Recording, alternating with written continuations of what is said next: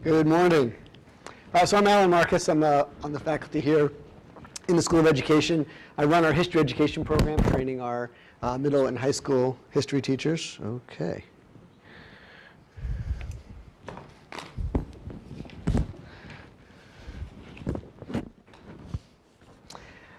I do a lot of work with Holocaust education, particularly a lot of work with museums. I'm a faculty fellow at the Holocaust Museum in DC, and I do work in Europe as well around the Holocaust. Oh, thank you. Okay. Glenn, I don't know if Glenn mentioned this. This PowerPoint is going to be available. So I know a lot of people are jotting lots of notes down. So if you feel, and I'm going to be moving through a whole bunch of slides with a number of different ideas quicker than you'll be able to write things down. So we'll be making this available to you. So there's this question of why teach the Holocaust and genocide. It may seem sort of self-evident and maybe sort of like preaching to the choir in this room, but maybe for other people, they may say, well, why did the state pass a law specifically for the Holocaust and genocide? Why not have it be mandatory to study Irish immigration or something else? So we want to talk a little bit. What I ask you to do, take 30 seconds, write down what you think is the number one, not a whole list of reasons, just the most important reason you think we should be studying the Holocaust and various genocides. Take 30 seconds. Okay, what are a couple of reasons that people have? Why is this important to teach?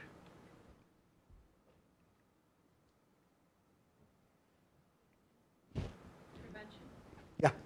I was just going to say, on the most simple level, if you learn how something like this happens, you don't repeat it. Okay, so I heard not repeating it and prevention. How many people had prevention of it happening again as this top reason? Okay, so quite a few people. What else? What are some other reasons? Yes? Current climate in the country, a lot of anti-Semitism, a lot of racism. Okay. The current political, economic, global climate. Okay. Yep. What else? Purpose of a genocide is to lose a culture, so if you talk about it, then the culture isn't lost. Okay. Continuing to bring it up. Okay. So a way of memorialization in some form. Okay. Anything else? Anyone have something a little different? Yes. I think the very important reason is trying to combat the feeling of apathy. The biggest enabler I find throughout history and genocide is there's always this small segment of the hardcore population, like we have the Nazis in Germany, but there are only 8 million out of 70 million people at the time. Usually are enabled by a great majority of people who are apathetic, and it's what was talked about in Eichmann's Jerusalem, the finality of me. Okay. Why is this not happening to me and to somebody else, and it provides me some advancement? It's okay for the rest. So there's perhaps some connection there to this idea of prevention, but a certain aspect related to the prevention. Yeah. Okay. Yes. I think the others are more important, but I think that it shows the scope of human capability, Okay. Human goodness and badness. So something that particularly in a history class is some type of theme or issue that you might want to be bringing up that can be connected to other issues as well. Yeah. I saw one other hand. Yeah. It was the idea of being human, because that's whether you're on one side or the other, the Holocaust and genocide, you're human. And some might argue that's what distinguishes studying history or social studies broadly to compare to science or math or something else, right? Okay, well, I'd like to actually rephrase that question a little bit. To me, it's not about why should we be teaching about the Holocaust and genocide, but it's why should we be learning about it? Why does it matter? So let's look at a few, Glenn and I think are on the same wavelength there. Let's look at a few sort of formal, what some organizations say about this. So again, starting with the Holocaust Museum in Washington, D.C., the objective of teaching any subject is to engage the intellectual curiosity of students in order to inspire critical thought and personal growth. So that's not even about the Holocaust yet. Okay? The Holocaust provides one of the most effective subjects for examining basic moral issues. A structured inquiry into this yields critical lessons for an investigation into human behavior. It also addresses one of the central mandates of education in the United States, which is to examine what it means to be a responsible citizen. Okay, so citizenship is something that they're bringing up. And maybe you might argue some of the things you've talked about as part of being a citizen, but no one's brought that up as a specific term yet. So that's something that this adds. And I will say also, I took this, the ones I'm showing you are excerpts. They go on a little more, and I took sort of the core essence of it. There's a really interesting Holocaust museum in Houston, and they phrased it a little differently. Holocaust education engages students in critical thinking and self-reflection, by which they can make essential connections between history and the contemporary moral choices they confront. All right, so here is both a connection between past and present, as well as thinking about some of the individual choices people make. And I actually, when we go back, I wanted to point out one other thing I think is really interesting about this one. It specifically talks about what's going on in the United States, right? So it's the United States Holocaust Memorial Museum, not a Holocaust museum. Right? I think, and we're going to talk a little bit later about some of the dilemmas and challenges. One of the interesting challenges, I think, is that in the United States, the Holocaust and some genocides, but particularly the Holocaust, are primarily taught from an American point of view. But yet, the Holocaust is an event that happened not on U.S. soil. The U.S. was late, coming in to intervene in any kind of way with the Holocaust. So I think that's really interesting that they would even focus on that. Okay, and then finally, this is from the UN, specifically from UNESCO. And they say the Holocaust should be taught because the Holocaust highlights aspects of human behavior that affect all societies, such as the susceptibility to scapegoating and the desire for simple answers to complex problems. The Holocaust demonstrates the dangers of prejudice, discrimination, and dehumanization. The Holocaust teaches about human possibilities in extreme and desperate situations by considering the actions of perpetrators and victims, as well as other people who, due to various motivations, may tolerate, ignore, or act against hatred and violence. And the Holocaust draws attention to the international institutions and norms developed in reaction to the Second World War and the Holocaust. So in this case, they specifically reference World War II, but this one has a much more global international focus.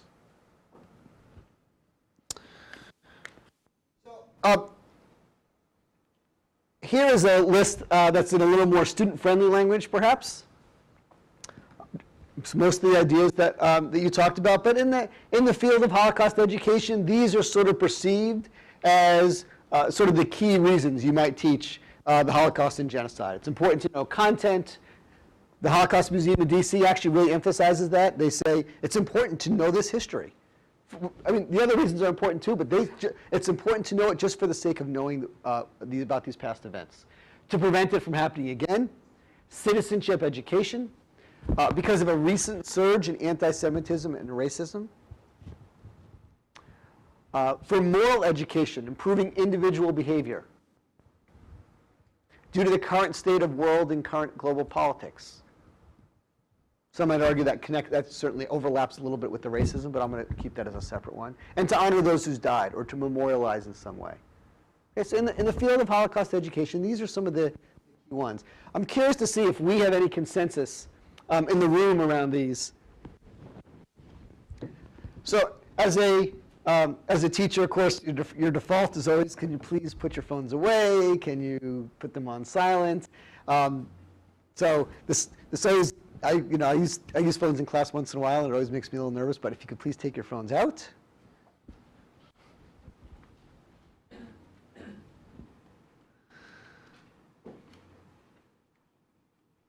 Oh, you know what? I got to go back to the slide 1 second here.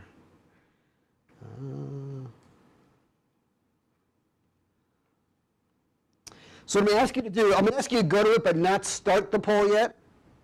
So I'm going to ask you to do a survey. So if you could type this URL in, but please don't do it yet because I'm going to give you some instructions on that.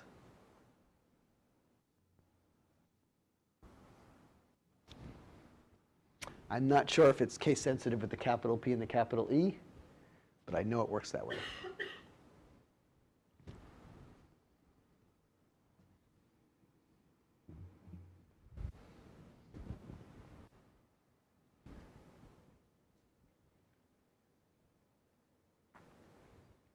It probably is asking you for a name.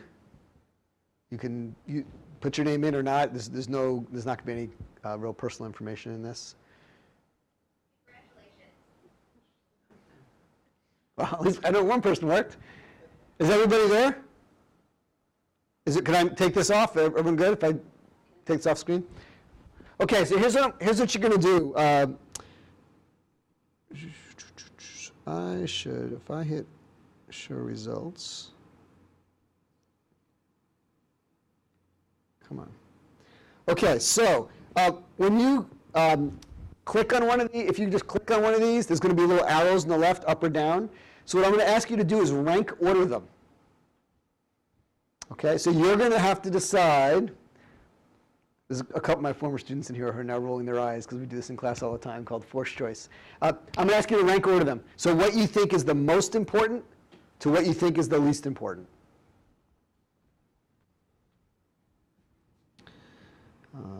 Presents.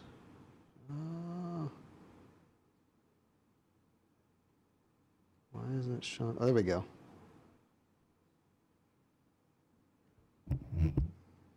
And so what you'll notice is as you are doing it, it'll change on the screen.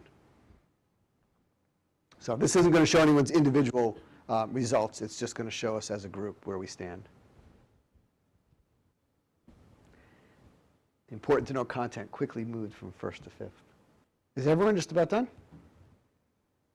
Yes? Okay, so maybe not surprising because this is the first one is the one that came up the most often when we first started talking about it. But to prevent it from happening again was first, followed by improving individual behavior, citizenship education, knowing the content, the current state of world politics, recent surge in anti-Semitism, racism, and to honor those who died, or memorialization is last. What's your reaction to this?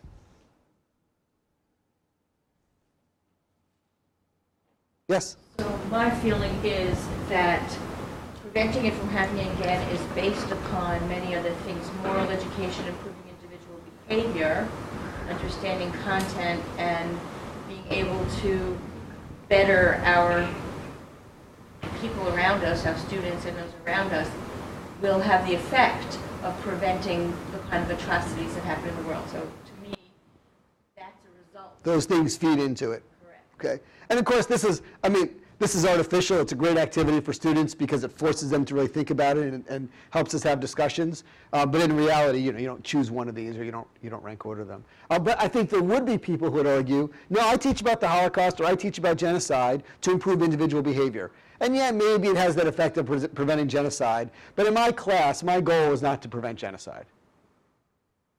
Right? Some people might argue that. Other thoughts, reactions? Do you agree or disagree? Are you surprised at any of these? Well, I think if all of the above are sort of happening in one way, shape, or form, we are honoring those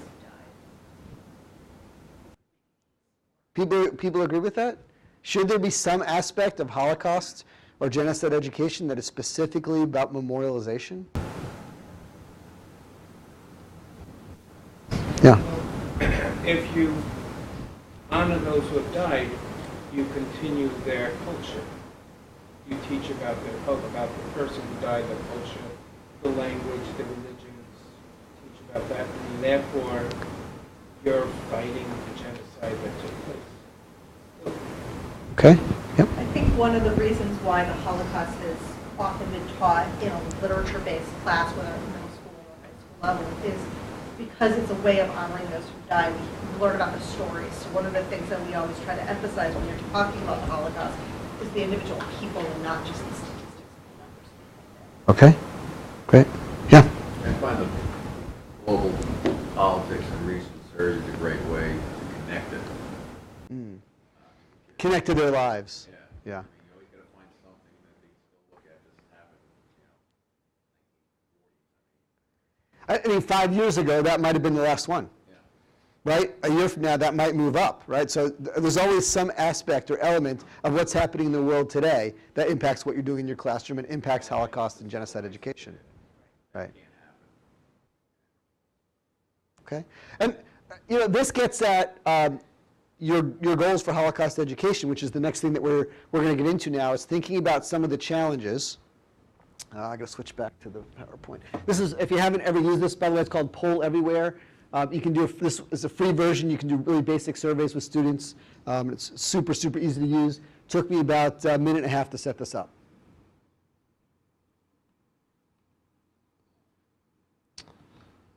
All right. Personally, for me, my rationale for why teaching about the Holocaust and genocide education is summed up by this quote, which is, "Some are guilty, all are responsible."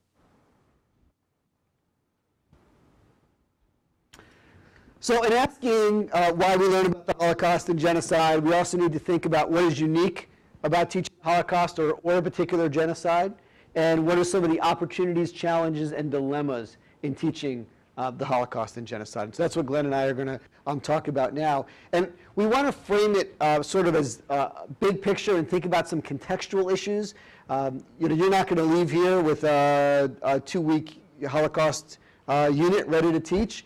But we're hoping that not just the letter of the law, but the intent of the law has schools and districts and teachers rethinking their goals for Holocaust and genocide education and what they do, much in the same way for many of you maybe the relatively new state frameworks did as well.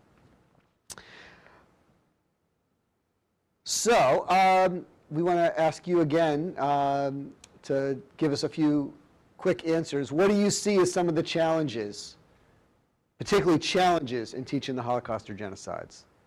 Not necessarily the benefits yet, but what do you see as some of the problems and challenges? Yeah. Probably, especially with the Holocaust, the amount of depth that's required in understanding the history of anti-Semitism in Europe. Okay. It's really hard for kids to, because the number one question I get is like, how could they just, believe these things all Yeah. this? And I say, it's not just like this is a very long. Understanding the historical context, particularly in Europe, and even things that were going on in the United States, are really important. And even the museum in Washington, D.C. gets criticized for that, because when you go up the elevator and you walk out into the exhibit, and of course the first thing you see are American troops, right, the Americanization of the Holocaust. But there's not a significant amount of historical context there. It starts essentially in 1933. Right? What else? Yeah. Talking about emphasizing and focusing on race and ethnicities, sometimes more recently has been revealing difficult opinions of my students in wide open and in the raw. Yeah.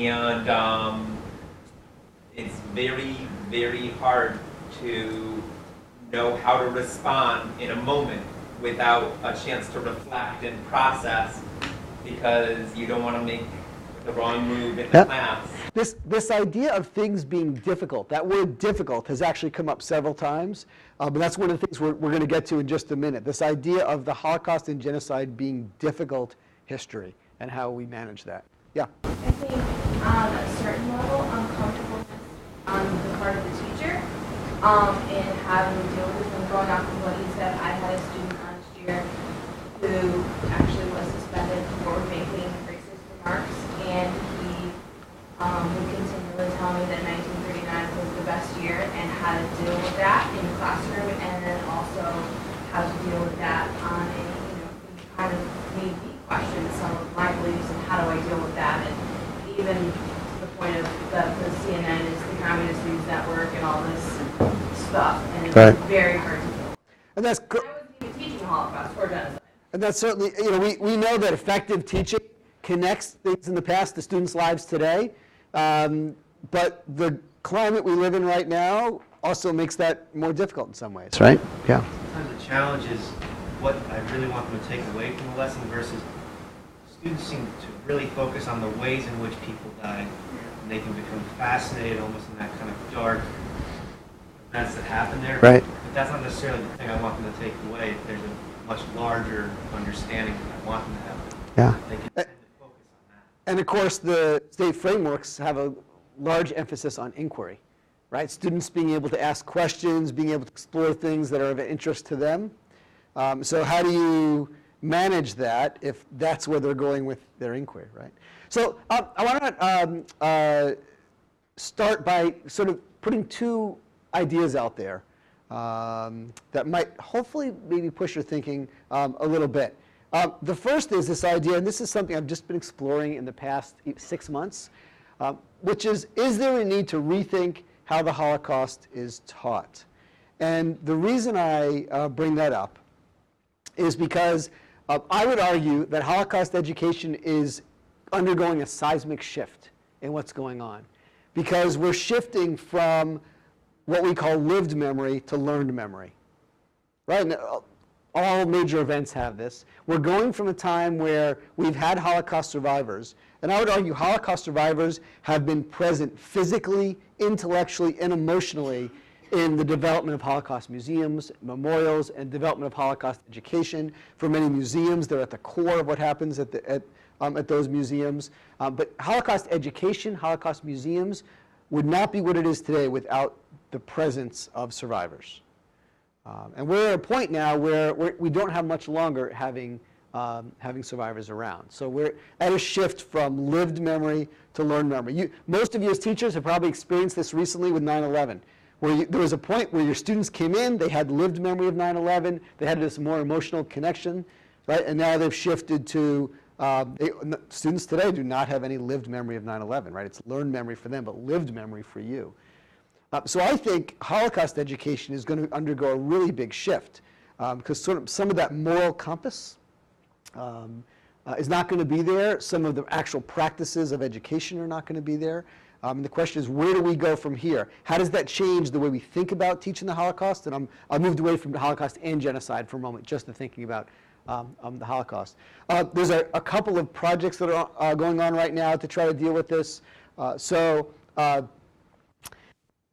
The United Kingdom National Holocaust Center, which is located outside of Nottingham in England, all of their students who come to visit, and they primarily, it's a small museum, but they have lots of students that come. They go through this exhibit, which is geared for students, and then they hear from a survivor. Every single student that they have coming through the museum gets to hear from a survivor. The survivor gives testimony, then answers questions. So for them, this is a real crisis. No survivors completely undercuts their Holocaust education program. And to them, that was one of the most effective components. So what they've done is they've started something called the Forever Project. So the top picture are a picture of most of their survivors who over the years have been coming to speak at the museum. The bottom picture, it's a little hard to see with the lighting, that's the room where students sit. You can see it's fairly intimate, holds fewer people than are in this room. This is where they sit, and the survivor will be at the table up there and sitting on stage. So they've decided, their first reaction was, well, how can we replicate it? So what they did is they have filmed 10 survivors in sort of a special 3D over the course of a week. The survivor would give their normal 40, 45-minute testimony, and then using interactive technology, they answered about 1,500 questions of the most commonly asked questions. So now student groups can come in, and the table won't be there, but this screen right there is where they'll show up, and it'll look like they're sitting. And students actually wear 3D glasses, and it really looks like the person is there. They will give their testimony, and then there's Q&A. There are some really interesting ethical issues that have come up. They have found it doesn't replicate, which I think we probably knew wouldn't happen. But they didn't expect it to exactly replicate. But in terms of the student experience, they were hoping to replicate what some of the students got. They could ask questions and get answers. So there's all kinds of really interesting issues going on, but that could be, is that the future of Holocaust education? Is that the future of genocide education? Because you have Rwanda, you have plenty of people that you could film and have these testimonies, but of course the testimony is set in time. Right? At the University of Southern California, the Shoah Foundation, which comes out of Schindler's List, the money from Schindler's List, the Shoah Foundation has done something similar. They've taped survivors. And this is actually at the Jewish Heritage Museum in New York. So it's a little different. This is, you just walk in. You're walking through the museum, you walk into this room, there's microphones set up. You walk up to the mic, you ask a question, they answer your question. And these are survivors. So they don't give their testimony, so it's a little bit different. And again, not every question is answered exactly correctly. So these are efforts by museums to move beyond the world of having live survivors and what they can do. So that's one piece. Is there this seismic shift in Holocaust education, and what do we do about it? You have a quick question? So Yeah. would you add the ADL's Echoes and Reflections program in there, where you're doing a unit and you have the CD available of a survivor talking about a specific incident or ghettoization or whatever, that you can play that's consistent with that lesson? Yeah, well, I mean, look, the Shoah Foundation has filmed, 50-something thousand survivors, so there's lots of video out there. The idea is, how does this make it more like their present? So the museum in England, they're hoping to eventually have it on a computer where you could ask. It won't be in 3D, though. But the idea is it can be interactive. And so that's what's a little different about just a straight video versus this is interactive. Right now, though, they're a little concerned, will the technology work? And right now, it's moderated by a museum education staff facilitator who can help redirect questions. But that's the next step, is how do you then potentially use this in the classroom? So that's one thing. The second thing I want to talk a little bit about is how the Holocaust and genocide are difficult, right? How they're part of a set of historical and contemporary issues that are difficult to teach. So we want to frame Holocaust and genocide education within sort of a larger body of issues that are difficult to learn and difficult to understand. So we're talking about historical and contemporary issues that are difficult to portray, to discuss, to teach, to experience, and to understand. Right, so this gets at some of the issues that might be uncomfortable for the teacher. There might be views of students that come up. So let me just get a couple examples. It could be anything from Native American history, transgender rights, the use of torture by governments, slavery, human rights, etc. These are all topics that might be difficult in some way. So history or contemporary issues can be difficult because they're traumatic to teach, to learn, or for those who experienced it. They can be difficult for people in the present to really understand. They raise issues of identity, marginalization, and oppression. History can be difficult because it may include violence, injustice, or other instances of trauma. They can be emotive when there's actual or perceived unfairness to people. History can be difficult because they may highlight disparities between what is taught in school or what might be taught at home or in their community. History can be difficult because teachers may not be comfortable engaging students in difficult histories within divided societies. Right? And some of these, of course, overlap with each other, but I think each of these individually merits some attention. History can be difficult because of the sometimes competing ideological and nationalistic goals of history education versus other objectives of history education, such as creating more humanistic citizens who can think critically. History can be difficult because contested histories are difficult to navigate, especially when marginalized perspectives or views are rarely included, whether it's in textbooks or curriculum. History can be difficult for teachers due to the ideology of students, their parents, or the local community.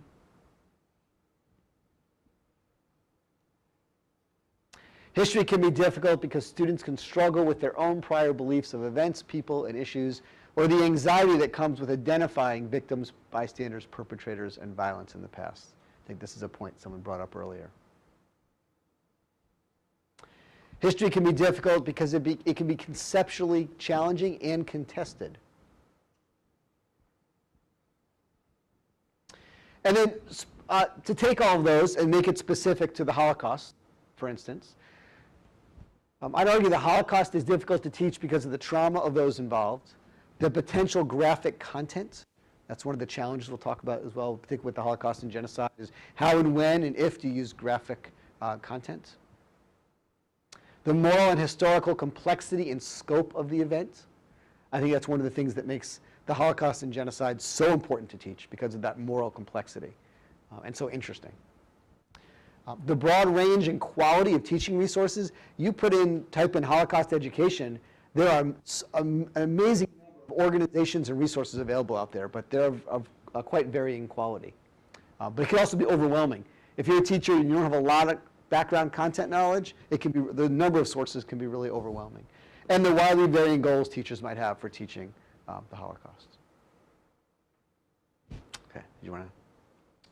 Sure, yeah, just quickly, because I know we're a little behind. But I wanted to drill down on a couple of those, because I think, you know, hopefully we didn't scare you away with the difficulty of doing this, because I think there's some genuine opportunity. And in fact, right, I mean, I think all of you got into education not because it was easy, but because there was something important to be done. And so all of those challenges, I think, connect with what's important about doing this kind of work. So this is just a kind of a kind of paired list of the opportunities and challenges. We've already discussed this fact that at the end of the day, this is incredibly powerful content.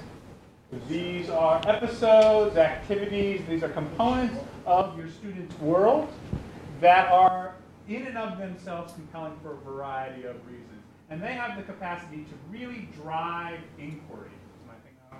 Okay, sorry. And given the centrality of inquiry to the way you all are now approaching social studies education, right? Thanks to these frameworks. Studying the Holocaust and other genocides can be incredibly rich experience for your students. Of course, that power also comes from the fact that these are traumatic events, as Alan has indicated. And it is quite clear, the social science is quite clear, that learning about traumatic events can be re-traumatizing for you and your students, particularly if you're coming from backgrounds in which there's analogous forms of violence and suffering that you've experienced. Our classrooms are increasingly diverse. They welcome students from all over the world and from all over experiences. And you don't need a recent refugee from Syria to have students in your classroom who have experienced violence in their lives and for whom an engagement, a critical engagement with them is incredibly risky and powerful. So alongside that inquiry opportunity comes the challenge of making sure you're negotiating these in trauma-informed ways. So it's not just about introducing powerful content and letting your students run away with it. You have to spend the time to build a classroom environment prior to studying the Holocaust and genocide that is really supportive of your students across all of their dimensions. Right? And of course, right, so that powerful content equals engagement, engagement equals inquiry from your students. But we've also heard that part of the attraction, part of what students are going to be drawn to, inevitably is the death and destruction, the nuances of this. And there is developmental reasons why students of a particular age and or gender or background will gravitate to trying to unpack a lot of this mechanism of death. But that doesn't mean it lets you off the hook from pulling back from those questions and redirecting to some of the broader themes we've been talking about here, to getting at some of the root causes, not just the mechanisms. One of the kind of most, one of the kind of worst ironies of doing a lot of this work is the recognition that part of the source of dehumanization that scholars have found within the Holocaust is exactly the same sort of obsession with mechanisms, with instruments, with techniques, with strategies that many of our students are drawn to. Right? The famous case of Adolf Eichmann, right? He was this kind of technician of death where he just put on his blinders and did his work at his desk, making the trains run on time, because that's what he was fascinated with and good at. While those trains were carrying people to the ovens. Right? So this notion that you want your students to inquire and investigate, but there has to be that responsibility built in is really important. Another opportunity is that this is things that matters not only to you and your students, but to your community as a whole. I mean, we saw examples of this recently here in Mansfield with a terrific production of a play. People want to be engaged outside of your school building in the lessons that are being taught through genocide and Holocaust education. And there's a real opportunity to involve parents and other community members in the important work that goes on in your classroom when a lot of times, you know, it's hard to draw them in. This will draw them in. in new and interesting ways. The balance of that is that it creates the challenge of this so-called politics of it. As we've seen, these touch on exactly these sort of difficult issues that within a relatively stable environment can be divisive. We are not in a relatively stable environment right now. And those divisions, those tensions, the surfacing of those concerns that have long been there but have been papered over with a sheen of maybe politeness and deferential behavior isn't there anymore. And so inviting community in is essential to good education, but it's also inviting community in. And you give up a lot of control. You give up a lot of the agenda setting that you're maybe accustomed to in your classrooms. It's a challenge, but it's a challenge worth meeting. Taking authentic action, right, as you all know from the inquiry arc, you know, as you move through the 4 stages of the inquiry arc, the last one is about taking authentic and informed action, right, so that the results of your students' inquiry shouldn't just be their own learning for learning's sake, but should have some authentic component to it. Genocide and Holocaust education do, we find, inspire students to want to make a difference in their worlds in one way or another. And you will find yourselves in positions to support your students in taking that action in new and interesting ways, whether that's developing their own form of memorial, whether it's a kind of advocacy campaign about what's going on in the world, whether it's doing an outreach to another part of the community with more education. Your students, oftentimes when they learn this, won't want to keep it inside. They'll want to share it out. The danger, of course, or the challenge in that is that students can often be encouraged to think of themselves as saviors in those circumstances. When you've depicted a series of victims who've been targeted and abused and exploited in different ways, and they look with sympathy at those suffering in the world around them, there's irresponsible ways to go about attempting to rescue others who have been targeted. And there can be patronizing and problematic assumptions that are made about who's a victim and who's a savior that can be built into some of your lessons by accident. And so attending to making sure that as your students are being activated and thinking about making a difference in their world and taking authentic action, that they're doing so in a way that values the moral authority of the victims themselves, the political and social agency of those who might be disadvantaged, and that is respectful of other things that are going on in the community and contributing to a broader social effort and not simply a one-off so that they can grab glory for being the savior. And that brings us to my last point that I wanted to make about opportunities and challenges. At the core of studying genocide and Holocaust is an evocation of empathy, to build solidarity and a connection between your students and you and those who have suffered being targeted for who they are. That is a powerful force. That is an essential pro-social force. That is a force that can motivate students throughout their lives. But there's a fine line between empathy and pity.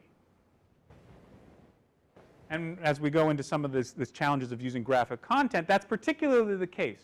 Sometimes these depictions of these extreme circumstances lead not to empathy, but to pity. And by pity, I mean not something that connects you with someone else who's suffering, but something that creates distance, that says, glad I'm not them. That says, I'm better because I don't have to endure that. That there's something irredeemable or irreconcilable with the creature that would suffer that I can't connect to, that confirms them in their privilege and reassures them of their safety. That's not where we want to end up with our students. We don't want to scare, I mean, you don't want to terrify and traumatize them, but you don't want to reassure them that their circumstances make them better than those who have been exposed to this abuse in the past. Right? So fostering empathy without pity is the other opportunity that you have. So all of these things are really hard to balance and take practice and work, but that's why you're in this business, right? So we want to, before we go to break, want to leave you with some additional questions, things to think about as you're coming up with perhaps, or rethinking through your goals for Holocaust and genocide education as you're redoing curriculum. We have some questions for you. These are particularly to the Holocaust. How do we account for and address the moral and historical complexities of the Holocaust? Well, I think most of these will apply to genocide as well. How do we choose and evaluate materials for teaching about the Holocaust? In what ways are fiction and nonfiction documents trustworthy sources? So the number one source that teachers use in the US and the UK, which has been documented in multiple studies, are films, feature films. So Schindler's List has been very popular. Unfortunately, Boy in the Striped Pajamas has become very popular, which is very problematic. The second most used source are firsthand accounts. But there are also a lot of fictional accounts out there. So how do we decide and think about fiction and nonfiction? I think is particularly important. What challenges to teaching the Holocaust are created by potentially graphic material, Holocaust genocide? It's a particularly unique feature compared to lots of other things that students might study. And I think we probably have quite a wide range of opinions in here. What age group is what age is appropriate for different types of content? And some might argue it's not appropriate at all to use certain images, and some might argue, well, yes, it's an important. How can you understand the content? How can you understand the Holocaust or genocide without seeing those graphic images? What are appropriate ways to connect the Holocaust to other genocides and to modern society? And we have a couple additional points on that in a second. And how do you teach such complex events in a limited amount of class time? Right, so we also, we know from, in fact, there's a study that the United States Holocaust Museum commissioned, and we know that more English teachers than history teachers were teaching about the Holocaust. And we know that the majority of those teaching the Holocaust in history, it was embedded as part of a World War II unit, so a few days within a World War II unit. Right? So how do we think about connecting the Holocaust and genocides? We keep talking about the Holocaust and genocides. Well, obviously, ideally, we're studying the Holocaust, but we're also studying other genocides, and we're connecting them. Did you want to do a couple of these slides? No? Okay. So what are appropriate ways to connect the Holocaust to other genocides? Okay. Can events during the Holocaust be utilized to show that similar things occurred today without making either event seem trivial? How do we best meld together teaching about the Holocaust with discussions about other genocides and current conflicts around the world without diluting the importance of the Holocaust? And how do we compare genocides yet not relativize or set up scales of comparative suffering? So we think some really important questions to consider when you want to be using the Holocaust and genocides together. Okay. Yeah, so we'll leave you with that, right? And I will assure you there are no easy answers to any of those questions. So it's just for you to think about as well.